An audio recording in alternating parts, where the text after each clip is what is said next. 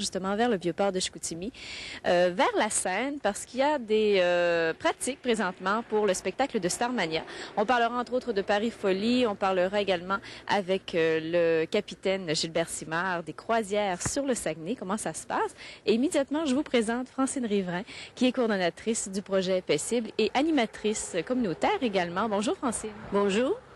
C'est reposant ici, hein? On se sent vraiment en paix. Ben oui, c'est un décor parfait pour ce qui va se passer, hein, 18. Oui.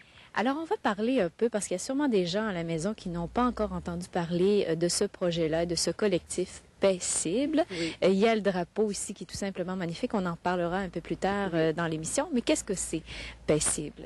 Alors, le collectif Paisible, c'est un regroupement de bénévoles. Ils font particulièrement de l'action communautaire. Et ça existe depuis à peu près 90 dans le quartier Saint-Nom-de-Jésus. Ici, à Rivière-du-Moulin. Oui, exactement ici. Et c'est ça. Donc, les gens ont fait beaucoup d'actions pour améliorer la qualité de vie de leur quartier. Comme par exemple, un exemple à côté, ici, on va peut-être le voir tout à l'heure, c'est un abri d'autobus, tout simplement, qui était quand même essentiel, je pense, essentiel, important pour la sécurité. Oui, vous savez que sur le bord du Saguenay, ici, parfois il fait très froid, il y a beaucoup de vent. Beaucoup de circulation aussi. Beaucoup de circulation, il n'y avait absolument aucun endroit pour attendre l'autobus. Alors, à un moment donné, quand les gens ont commencé à regarder tout ce qui se faisait dans le quartier, ils se sont dit, un abribus, ce serait une première chose qu'il faudrait faire. Et voilà, l'abribus est bel et bien là. On en avait demandé deux, remarquez, là, l'autre est supposé être un petit peu plus loin. D'après moi, ça devrait venir. Et aussi, il y a eu beaucoup d'éclairage qui s'est amélioré dans le quartier parce que ça, c'en était une réalisation de Paisible, c'est-à-dire constater que à la noirceur, bien sûr, il y a plus de vandalisme, il y a plus de... Alors, donc, on s'est organisé pour avoir plus de lumière. Il y a eu toutes sortes d'actions, en fait, qui se sont passées. Là, on a travaillé beaucoup avec les jeunes aussi. On a monté un comité junior, là, des jeunes de 4e, 5e et 6e année. Et vous n'avez pas eu de difficulté à recruter ces jeunes-là? Ils ont embarqué tout de suite? Oui, même la première année, on s'est retrouvé avec 33 jeunes. On ne savait plus où les mettre, là, parce qu'il y en avait trop. Et on a fait beaucoup d'activités avec ces jeunes-là. On sensibilise beaucoup à la paix. On a sensibilisé aussi beaucoup le quartier à la sécurité, là, avec différents feuillets publicitaires et tout ça. Alors, mais bien sûr, le gros projet de Paisible, c'est le lancement du drapeau. C'est l'aventure du drapeau Paisible. On en est là, aujourd'hui. Francine Riverain, cette année, le 18 août 96, c'est le lancement, mais ça ne s'arrête pas là parce que vous dites toujours, c'est le début d'une grande aventure. Donc, ça va. Vous voulez que ça continue tout le temps, pendant 20 ans, 25 ans, 100 ans. Oui, c'est vrai que c'est vraiment le début. Ce que vous allez voir, c'est le point culminant de notre aventure pour le montrer à la population. Mais effectivement, on veut que ça dure très longtemps et on veut qu'il aille très loin, qu'il s'éparpille, ce petit drapeau-là, dans tous les pays du monde. C'est ça. De quelle façon, là, vous avez prévu là, de le rendre international, de rendre de faire une journée paisible, peut-être aussi? C'est toutes des choses, des éventualités. En fait, pour l'instant, on s'est attardé particulièrement à le lancer, à le promouvoir, mais il va y avoir toutes sortes d'activités qui vont être reliées. On peut penser, juste si vous pensez au niveau des écoles, par exemple, qu'une école peut partir avec un gros drapeau et aller le porter en sensibilisation à une autre école. Ça peut être une activité, mais il va en avoir des milliers. Alors ça va être à venir. Vous surveillerez tout ça, là. Ça va être très beau. Donc, présentement, c'est à Rivière-du-Moulin, mais ça va s'étendre à travers le Saguenay, peut-être ailleurs aussi. Oui, c'est ça qu'on espère. Francine, qui a pensé à ça au départ? D'où ça part, cette idée-là? Ce sont des gens d'ici, de Rivière-du-Moulin? Oui, c'est vraiment des personnes recrutées ici dans le quartier. À partir de tout, c'est très long. Hein? C'est l'animation communautaire. Vous savez, c'est des petits pas qu'on fait tous les jours. Et on essaie. On a une personne qui vient se greffer à nous, une deuxième personne et tout. Alors ça prend un bon temps là, avant de dire voilà, on a un collectif et ils décident de faire quelque chose. Alors donc. Ce que je vous ai compté avant, donc les abribus, l'éclairage et tout ça, ce sont toutes des activités qui sont venues avant. Puis, à un moment donné, ils cherchaient un outil pour unifier le quartier, pour autofinancer les projets communautaires de Paisible, pour éduquer aux attitudes et comportements d'harmonie. Et voilà, donc, l'idée d'un drapeau de paix. Tu vois, c'est de là que c'est venu, là, mais c'est vraiment le collectif qui y a pensé. Et c'est une idée, je pense, assez unique. Ça n'existe pas tellement ailleurs, ça. Je crois pas. Je ne crois pas que ça existe ailleurs. De toute façon, il y a eu des recherches aussi qui ont été faites pour l'enregistrer. Parce que vous savez, quand on veut enregistrer, oui, alors il faut absolument faire beaucoup de démarches. Et donc, notre avocat, Éric Lebel, a fait l'enregistrement légal de notre drapeau. Alors, ils font des recherches pour voir s'il n'y en a pas d'autres, mais d'après moi, là, c'est unique en son genre. Il ne peut pas en avoir d'autres. Oui.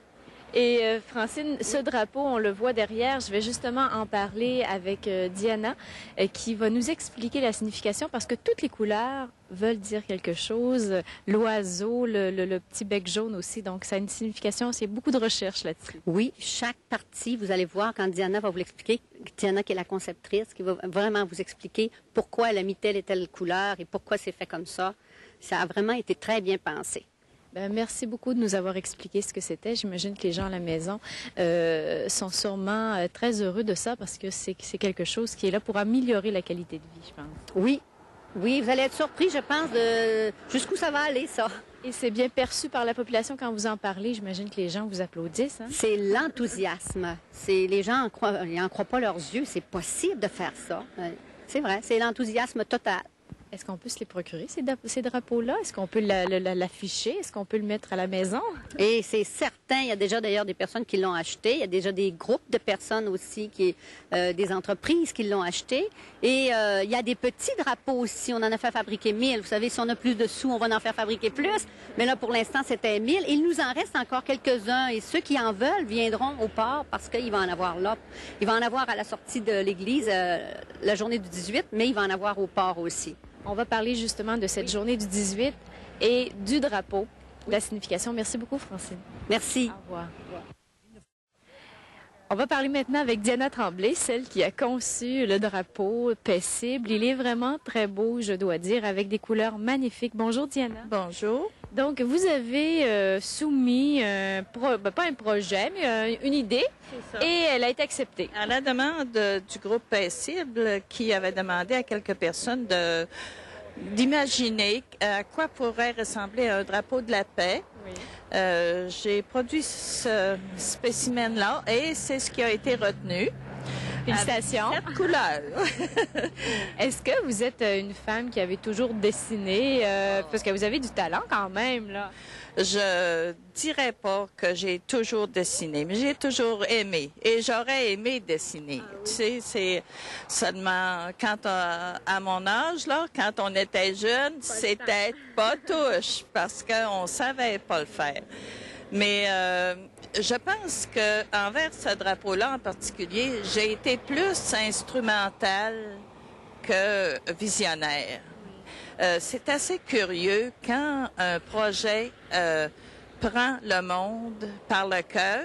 On n'a rien qu'à se laisser produire, puis il sort des choses intéressantes, je pense. Et qu'est-ce que vous avez voulu faire dire à votre drapeau, Diana? Premièrement, que si tu vois, Marie-Christine,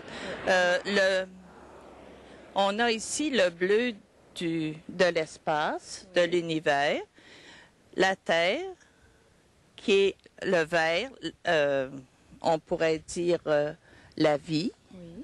Et le blanc, les endroits habités qui sont influencés par la couleur de la colombe, la paix, qui est blanche. Oui. On a ici le bec de la colombe qui éclaire la colombe, bien sûr, mais qui éclaire les peuples de la terre qui sont représentés par les 5 couleurs. Et un petit détail que je me suis aperçu à la toute fin, oui, c'est que la largeur de la colombe équivaut à la largeur de la terre sur le dessin. Alors, il n'y a pas un endroit de la terre qui ne peut être touché. Tous les gens ont le droit à la paix. Exactement. Et c'est à eux de la propulser et de la gouverner. C'est vraiment très beau, hein? Alors, c'est... franchement, je peux même pas dire que c'est mon drapeau parce que je pense que c'est le plus beau du monde. Je pense que vous avez raison, Diana. Oui. On peut remarquer aussi qu'au bas de ces petits drapeaux, il y a des messages personnels, tous différents, je pense, de ces 1000 drapeaux qui ont été mis en vente. Effectivement. Et c'est Mme Anne-Marie Larouche qui est notre penseuse. Elle a produit 15 petits messages ou gestes de paix qui sont Quotidien, des petits gestes de paix quotidiens. qu'on doit faire tous les jours. Parce que si on est pour la paix, on ne peut pas y être à moitié. On est pour ou bien on est contre. Et Diana, c'est en commençant avec un drapeau, en commençant dans son quartier, près de chez soi, autour, avec ses enfants, c'est son entourage qu'on commence à faire des choses. Ça. Hier, en réfléchissant avec une personne qui s'occupe aussi de paix, on parlait de l'ONU. Et l'ONU chapeaute le monde entier. Mais on pourrait dire qu'ils n'ont pas de succès parce qu'il y a encore de la guerre. Alors peut-être que si la paix venait de petits quartiers, l'explosion serait beaucoup plus forte que si elle est forcée d'en haut. Alors nous, on croit vraiment avec l'action communautaire au travail de base et le choix que les gens font d'un genre de vie. Bien, Diana, j'espère que ce beau drapeau va se retrouver un peu partout dans la région et peut-être un jour à travers la terre.